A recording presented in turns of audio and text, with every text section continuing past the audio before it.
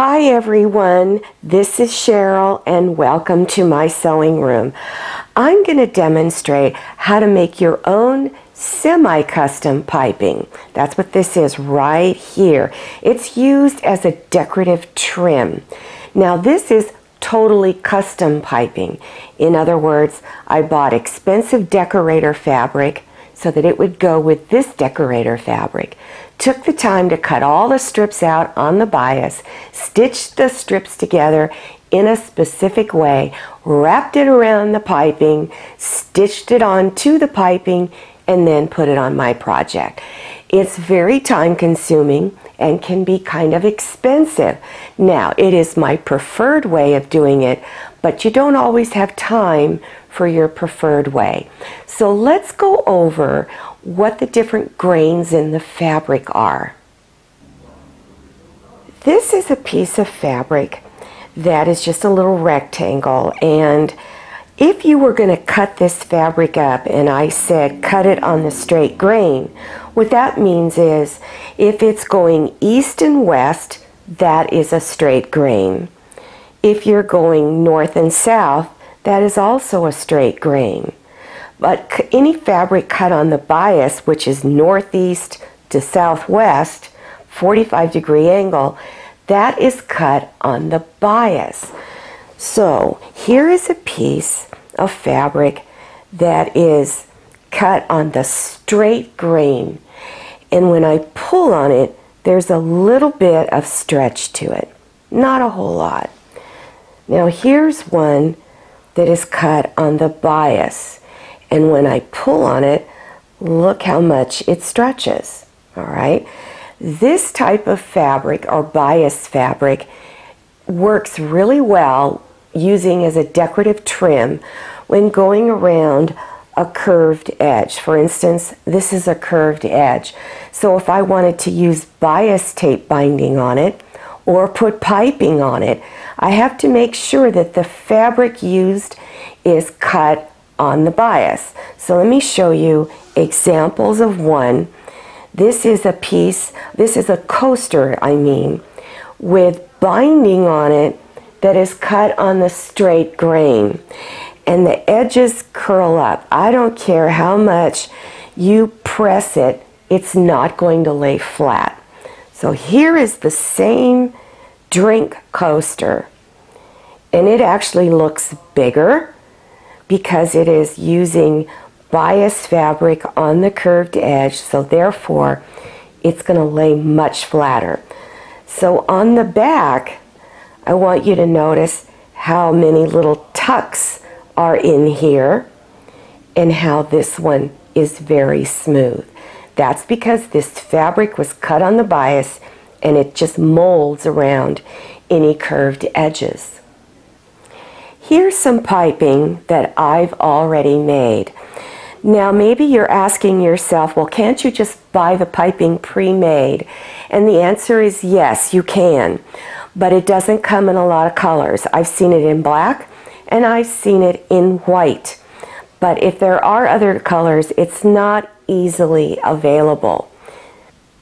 So what I've done to make this, I purchased the Wrights bias tape, extra wide, double fold.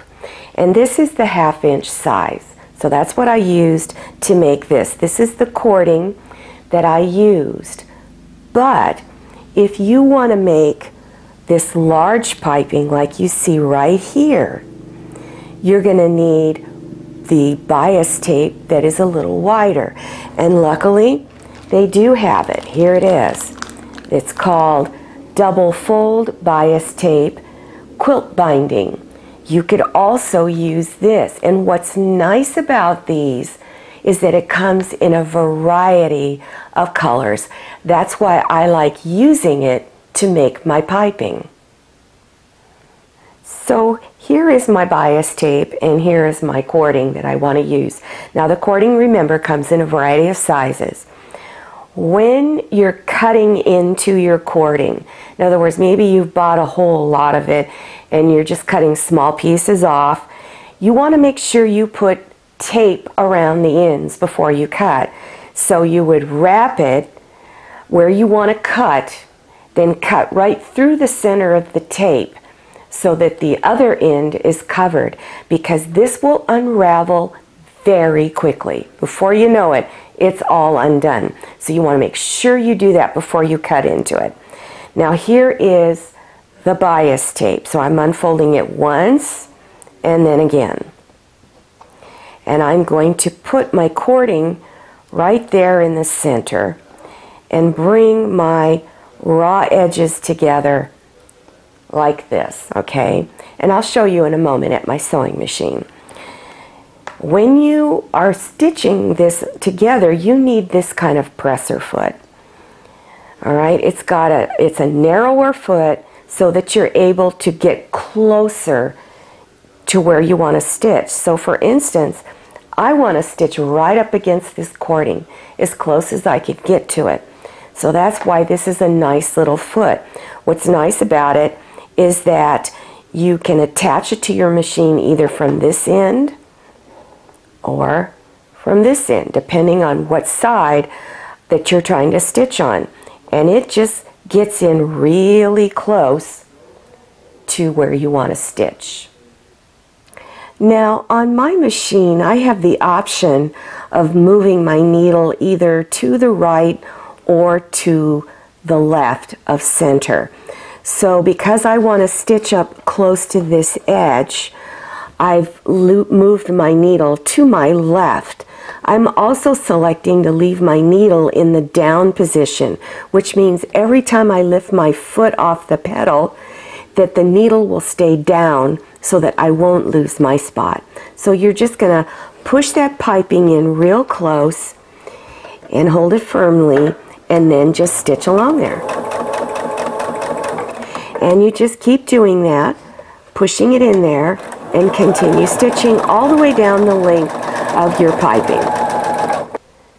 So here it is. I've got this piece all stitched, and I've got about a ½ inch of fabric sticking out from where I've stitched.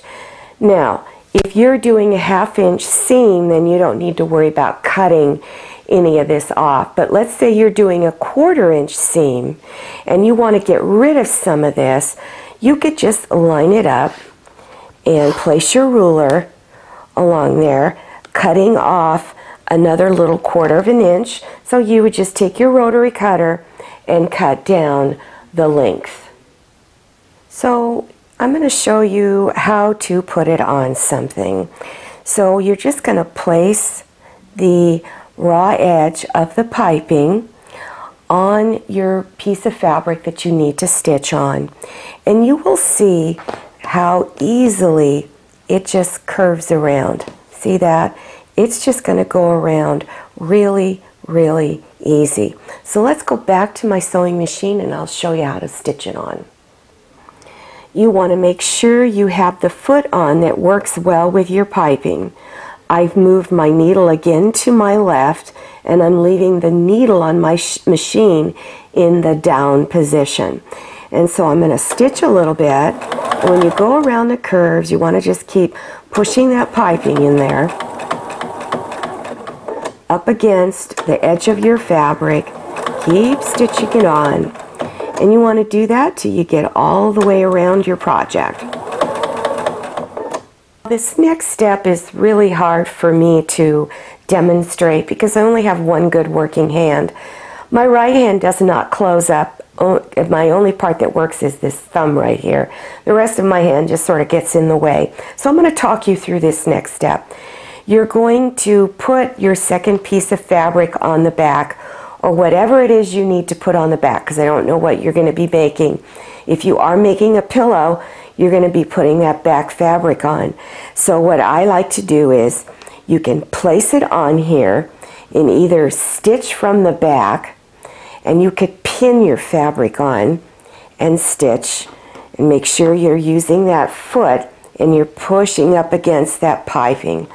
Or you could have it on the back and stitch from the front and stitch right over your previous line of stitching.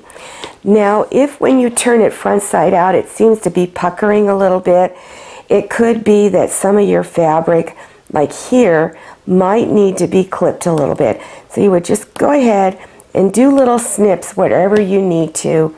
And then of course, turn it front side out. Sorry, let me get it in there. And there you go. Now if you want to make your own totally custom piping and you're not sure how to cut your fabric on the bias, there is a link at the end of this video that you can click on. It will show you how to cut it out and how to attach the ends of all your strips together, because it's important they're attached in a specific way.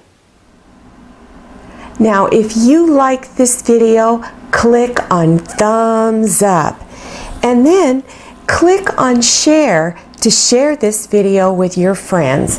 And if you haven't subscribed yet, then click on that red button down there in the lower right hand corner. Enter your email address and click on the little bell so you'll receive future email notifications about my latest videos.